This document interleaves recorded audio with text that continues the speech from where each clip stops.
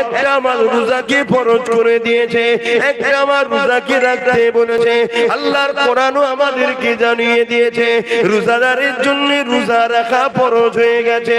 এবং এই রোজা এমন একটা নিয়ামত, as-sawmu li wa ana biya, আমার আল্লাহ জানিয়ে দিলেন রোজাদারদের জন্য সবথেকে বড় খুশির খবর এটা। আল্লাহ বলছে রোজা হলো আমার খাস ইবাদত, আর আমি আল্লাহ কুদরতি হাতে রোজাদারকে পুরস্কার নিজে দেব। আর দুদিন পর রোজা, তো তাই তো নাকি? রোজা নিয়ে বলি সংকট সময়, আর কি বলবো। রোজা রাখেন আপনাদের ঘরের ছেলেরা সব? হ্যাঁ, যুবকরা রাখে তো, বোনেরা?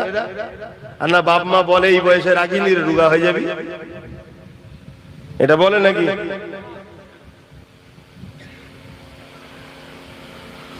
রোজাদারের জন্য দুটো খুশি, বিসাইমি ফারহাতানি, ফারহাতুন ইনদাল ইফতারি ওয়া ফারহাতুন লিকা রাব্বি।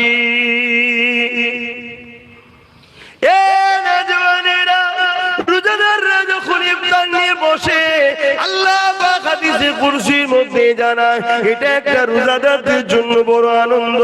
আর একটা হলো রোজাদারদিগকে আল্লাহ নিজের দিদার দেবেন বলেছে।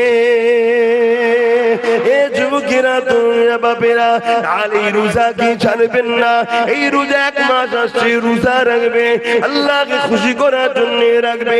কেন আল্লাহ বলেছে রোজা আমার খাস ইবাদত, নামাজ খাস ইবাদত বলেন, হজ খাস ইবাদত বলেন, যাকাত খাস ইবাদত বলেন, রোজাকে খাস ইবাদত বলেছে।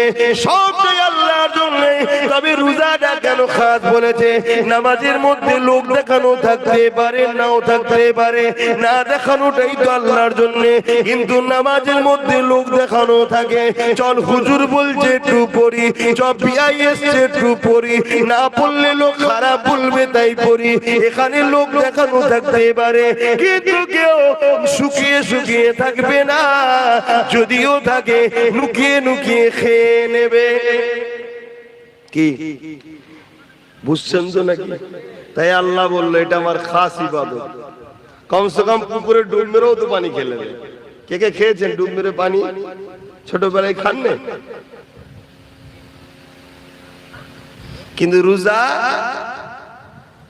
ও আল্লাহর খুশির জন্য, তাই চোখের আড়ালে হয়ে গেল, সেই আল্লাহর জন্য সে রোজা রাখে।